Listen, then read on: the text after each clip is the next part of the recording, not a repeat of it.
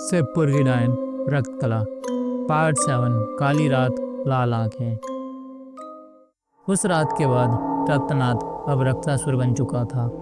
उसकी आंखें अंगारों की तरह जल रही थीं, जैसे भीतर कोई दागता हुआ नरक हो। उसके शरीर से निकलती काली लहरें हवाओं को इतना जहरीली बना रही थी कि पास जाते ही सांस लेना मुश्किल हो जाता था। जहाँ वो कदम रखता वहीं की घास काली पड़ जाती और मिट्टी से हल्की हल्की धुंध उठने लगती, जैसे धरती भी उसके स्पर्श से सर रही हो। लेकिन रक्तासुर की सारी शक्तियाँ अभी पूरी तरह जगी नहीं थी।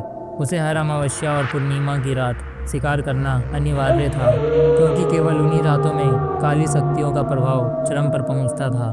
बाकी दिनों वो बस एक भूखी परछाई बनकर अंधेरे में अपनी प्यास दबाए इंतजार करता, और उसका शिकार एक साधारण हत्या नहीं था। उसकी शक्ति तभी बढ़ती थी जब शिकार की आत्मा उस रात उसकी काली लहरों में घुलकर विलीन हो जाती। इसलिए हर अमावस्या और पूर्णिमा को गांव में मौत का खेल शुरू होता। लोग घरों के दरवाजे मोटे ताले जड़ देते, खिड़कियों पर लोहे की सलाखें कस देते और दीपक बुझाकर अंधेरे में दुबक जाते।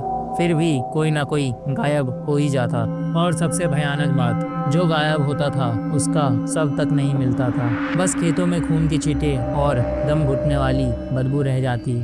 काली अमावस की रात। उस रात अमावस पर बादल इतने घने थे कि चांद की हल्की सी परछाई भी धरती तक नहीं उतर पा रही थी। जंगल में एक अजीब खामोशी छाई थी, मानो पेड़ों के पत्तों पर हवा भी किसी अदृश्य आदेश पर थम गए हो। सिर्फ कभी कभार दूर से सूखी टहनियों की टूटने की आवाज, या कहीं अंधेरे में किसी उल्लू की खुरदुरी लंबी जैसे चीख सुनाई देती।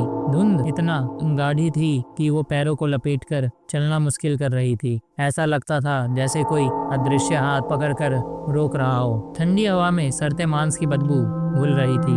हर सांस के साथ लगता जैसे भीतर कोई जहरीली धुआं भर रही हो। इतने घने अंधेरे में एक परछाई धीरे धीरे गांव की तरफ बढ़ रही थी। उसके हर कदम पर सूखे पत्तों की चरमराहट ऐसे सुनाई दे रही थी जैसे हड्डियां टूट रही हो। वो रुक रुक कर पीछे देखता और फिर तेजी से आगे बढ़ता। जब वो परछाई कच्चे पगडंडी के मोड़ पर आई तो उसके चेहरा दिखाई दिया। वो महारुद्र था।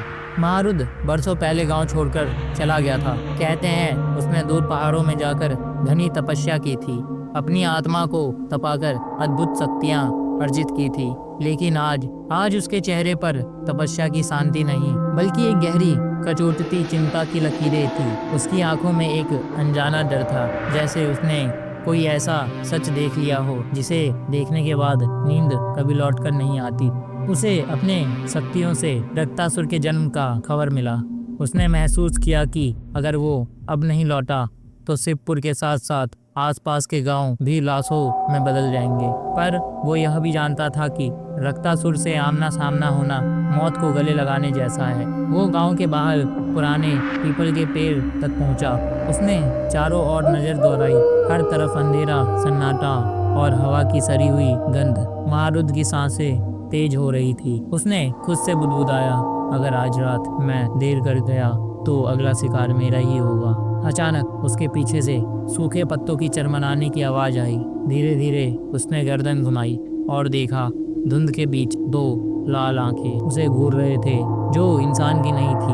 आंखें जिनमें खून की प्यास और सदियों पुरानी नफरत तैर रही थी। अचानक वो आंखें धीरे धीरे नजदीक आने लगी। कदमों की आवाज, बस धुंध हिलने से सरसराहट।